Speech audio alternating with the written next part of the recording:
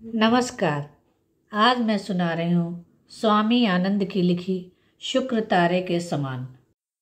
आकाश के तारों में शुक्र की कोई जोड़ नहीं। शुक्र चंद्र का साथी माना गया है। उसकी आभा प्रभा का वर्णन करने में संसार के कवि थके नहीं। फिर भी नक्षत्र मंडल में कलगी रूप इस तेजस्वी तारे को दुनिया या तो ऐन शाम के समय, बड़े सवेरे, घंटे 2 घंटे से अधिक देख नहीं पाती। इसी तरह भाई महादेव जी आधुनिक भारत की स्वतंत्रता के उषा काल में अपनी वैसी ही आभा से हमारे आकाश को जगमगाकर देश और दुनिया को मुग्ध करके शुक्र तारे की तरह ही अचानक अस्त हो गए। सेवा धर्म का पालन करने के लिए इस धरती पर जन्मे स्वर्गीय महादेव देसाई गांधी जी के मंत्री थे। मित्रों के बीच विनोद में अपने को गांधी जी का हम्माल कहने में और कभी कभी अपना परिचय उनके पीर बावर्ची भिश्ती खर के रूप में देने में वे गौरव का अनुभव किया करते थे। गांधी जी के लिए वे पुत्र से भी अधिक थे। जब सन 1917 में वे गांधी जी के पास पहुंचे थे, तभी गांधी जी ने उनको तत्काल पहचान लिया और उनको अपने उत्तराधिकारी का पद सौंप दिया। सन 1919 में जलियांवाला बाग के हत्याकांड के दिनों में पंजाब जाते हुए गांधी जी को पलवल स्टेशन पर गिरफ्तार किया गया था। गांधी जी ने उसी समय महादेव भाई को अपना वारिस कहा था। सन 1929 में महादेव भाई आसेतु हिमाचल देश के चारों कोनों में समूचे देश के दुलारे बन चुके थे। इसी बीच पंजाब में फौजी शासन के कारण जो कहर बरसाया गया था, उसका ब्यौरा रोज रोज आने लगा। पंजाब के अधिकतर नेताओं को गिरफ्तार करके फौजी कानून के तहत जन्म कैद की सजाएं देकर काला पानी भेज दिया गया। लाहौर के मुख्य राष्ट्रीय अंग्रेजी दैनिक पत्र ट्रिब्यून के संपादक श्री कालीनाथ राय को 10 साल की जेल की सजा मिली। गांधी जी के सामने जुल्मों और अत्याचारों की कहानियां पेश करने के लिए आने वाले पीड़ितों के दल गाम देवी के मणि भवन पर उमड़ते रहते थे। महादेव उनकी बातों की संक्षिप्त टिप्पणियां तैयार करके उनको गांधी जी के सामने पेश करते थे और आने वाले के साथ उनकी रूबरू मुलाकातें भी करवाते थे। गांधी जी बम्बई के मुख्य राष्ट्रीय अंग्रेजी दैनिक बॉम्बे क्रॉनिकल में इन सब विषयों पर लेख लिखा करते थे। क्रॉनिकल में जगह की तंगी बनी रहती थी। कुछ ही दिनों में क्रॉनिकल के निडर अंग्रेज संपादक हॉर्नी मैन को सरकार ने देश निकाले की सजा देकर इंग्लैंड भेज दिया। उन दिनों बम्बई के 3 नए नेता थे, शंकर लाल बैंकर, उमर सोबानी और जमनादास द्वारकादास। इनमें अंतिम श्रीमती बेसेंट के अनुयायी थे। ये नेता यंग इंडिया नाम का एक अंग्रेजी साप्ताहिक भी निकालते थे, लेकिन उसमें क्रॉनिकल वाले हॉर्नी मैन ही मुख्य रूप से लिखते थे। उनको देश निकाला मिलने के बाद इन लोगों को हर हफ्ते साप्ताहिक के लिए लिखने वालों की कमी रहने लगी। ये तीनों नेता गांधी जी के परम प्रशंसक थे और उनके सत्याग्रह आंदोलन में बम्बई के बेजोड़ नेता भी थे। इन्होंने गांधी जी से विनती की कि वे यंग इंडिया के संपादक बन जाएं। गांधी जी को तो इसकी सख्त जरूरत थी ही। उन्होंने विनती तुरंत स्वीकार कर ली। गांधी जी का काम इतना बढ़ गया कि साप्ताहिक पत्र भी कम पड़ने लगे। गांधी जी ने यंग इंडिया को हफ्ते में 2 बार प्रकाशित करने का निश्चय किया। हर रोज का पत्र व्यवहार और मुलाकातें, आम सभाएं आदि के कामों के अलावा यंग इंडिया साप्ताहिक में छापने के लेख, टिप्पणियां, पंजाब के मामलों का सार संक्षेप और गांधी जी के लेख, यह सारी सामग्री हम 3 दिन में तैयार करते। यंग इंडिया के पीछे पीछे नवजीवन भी गांधी जी के पास आया और दोनों साप्ताहिक अहमदाबाद से निकलने लगे। 6 महीनों के लिए मैं भी साबरमती आश्रम में रहने पहुंचा।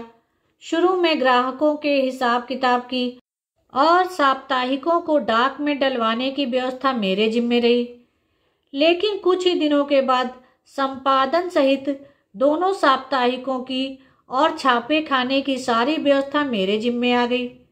गांधी जी और महादेव का सारा समय देश भ्रमण में बीतने लगा। ये जहां भी होते वहां से कामों और कार्यक्रमों की भारी भीड़ के बीच भी समय निकालकर लेख लिखते और भेजते। सब प्रांतों के उग्र और उदार देशभक्त, क्रांतिकारी और देश विदेश के धुरंधर लोग, संवाददाता आदि गांधी जी को पत्र लिखते और गांधी जी यंग इंडिया के कालमों में उनकी चर्चा किया करते। महादेव गांधी जी की यात्राओं के और प्रतिदिन की उनकी गतिविधियों के साप्ताहिक विवरण भेजा करते। इसके अलावा महादेव देश विदेश के अग्रगण्य समाचार पत्र, जो आंखों में तेल डालकर गांधी जी की प्रतिदिन की गतिविधियों को देखा करते थे और उन पर बराबर टिक्का टिप्पणी करते रहते थे, उनको आड़े हाथों लेने वाले लेख भी समय समय पर लिखा करते थे।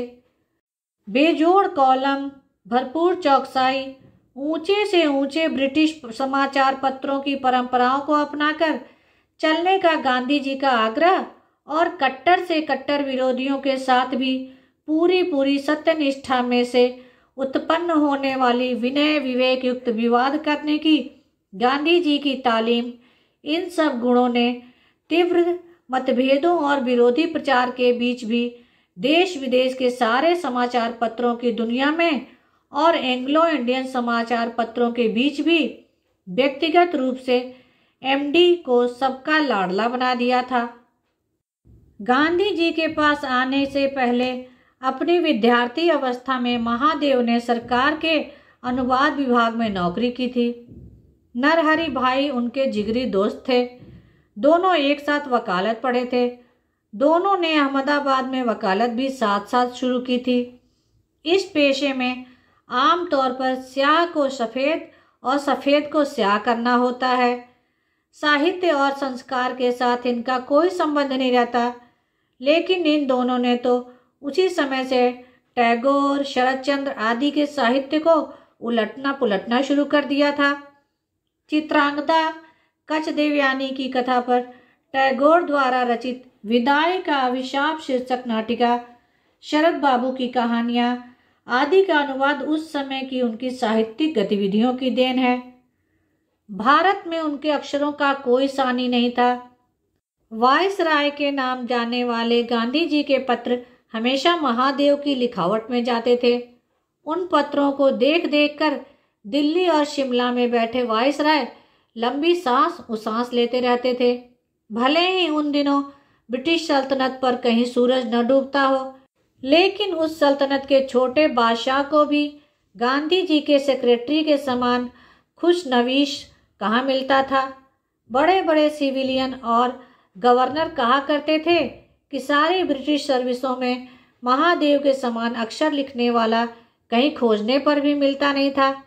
पढ़ने वाले को मंत्रमुग्ध करने वाला शुद्ध और सुंदर लेखन। महादेव के हाथों के लिखे गए लेख, टिप्पणियाँ, पत्र, गांधी जी के व्याख्यान, प्रार्थना, प्रवचन, मुलाकातें, वार्तालापों पर लिखी गई टिप्पणियाँ, सब कुछ फुल स्केप के चौथाई आकार वाली मोटी अभ्यास पुस्तकों में लंबी लिखावट के साथ जेट की सी गति से लिखा जाता था। वे शॉर्ट हैंड जानते नहीं थे। बड़े बड़े देशी विदेशी राजपुरुष, राजनीतिज्ञ, देश विदेश के अग्रगण्य समाचार पत्रों के प्रतिनिधि, अंतर्राष्ट्रीय संगठनों के संचालक, पादरी, ग्रंथकार आदि गांधी जी से मिलने के लिए आते थे। ये लोग खुद या इनके संगी साथी भी गांधी जी के साथ बातचीत को शॉर्ट हैंड में लिखा करते थे। महादेव एक कोने में बैठे बैठे अपनी लंबी लिखावट में सारी चर्चा को लिखते रहते थे।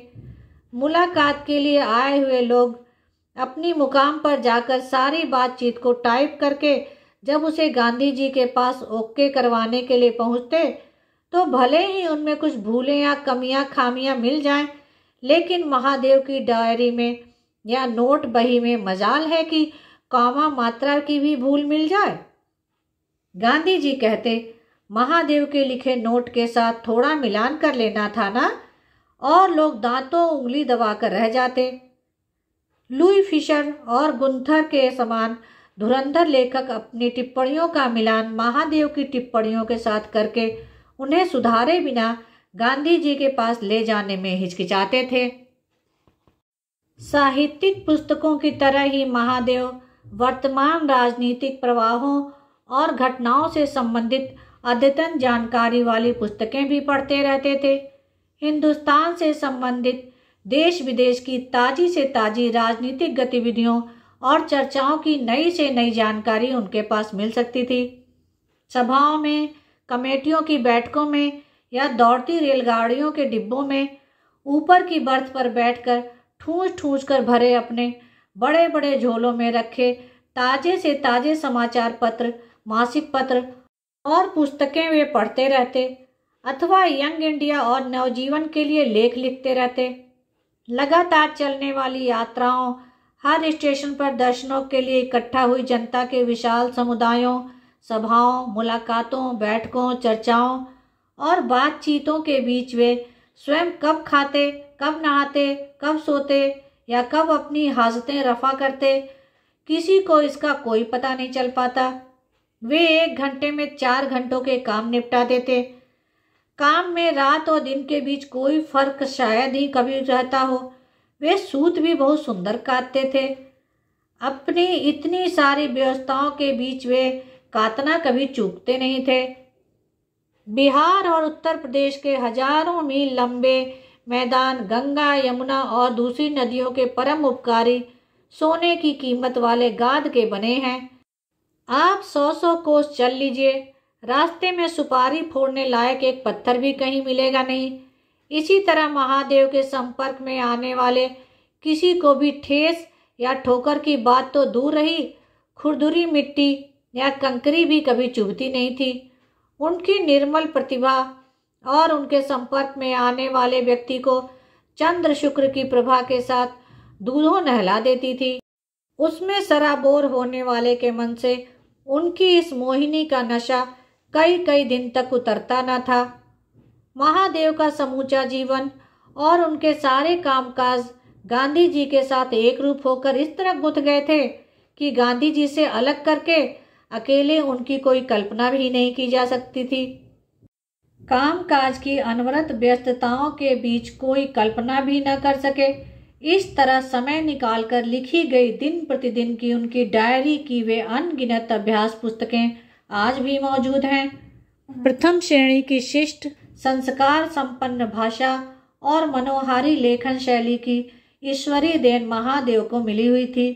यद्यपि गांधी जी के पास पहुंचने के बाद घमासान लड़ाइयों, आंदोलनों और समाचार पत्रों की चर्चाओं के भीड़ भरे प्रसंगों के बीच केवल साहित्यिक गतिविधियों के लिए उन्हें कभी समय नहीं मिला, फिर भी गांधी जी की आत्मकथा सत्य के प्रयोग का अंग्रेजी अनुवाद उन्होंने किया, जो नवजीवन में प्रकाशित होने वाले मूल गुजराती की तरह हर हफ्ते यंग इंडिया में छपता रहा। बाद में पुस्तक के रूप में उसके अनगिनत संस्करण सारी दुनिया के देशों में प्रकाशित हुए और बिके। सन 1934-35 में गांधी जी वर्धा के महिला आश्रम में और मगनवाड़ी में रहने के बाद अचानक मगनवाड़ी से चलकर सेग गांव की सरहद पर एक पेड़ के नीचे जा बैठे। उसके बाद वहां 1-2 झोपड़े बने और फिर धीरे धीरे मकान बनकर तैयार हुए। तब तक महादेव भाई दुर्गा बहन और चिरंजीव नारायण के साथ मगनवाड़ी में रहे।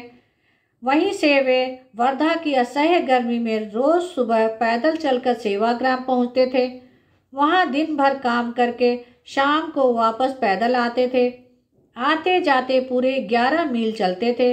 रोज रोज का यह सिलसिला लंबे समय तक चला। कुल मिलाकर इसका जो प्रतिकूल प्रभाव पड़ा, उनकी अकाल मृत्यु के कारणों में वह एक कारण माना जा सकता है। इस मौत का घाव गांधी जी के दिल में उनके जीते जी बना ही रहा। वे भर्तृहरि के भजन की यह पंक्ति हमेशा दोहराते रहे, एरे जख्म जोगे नहीं जशे, यह घाव कभी योग से भरेगा नहीं। बाद के सालों में प्यारे लाल जी से कुछ कहना होता और गांधी जी उनको बुलाते तो उस समय भी अनायास उनके मुंह से महादेव ही निकलता। धन्यवाद। मेरे चैनल को लाइक करें, शेयर करें और सब्सक्राइब करें, जिससे सभी कहानियाँ आपको समय पर मिल जाएं।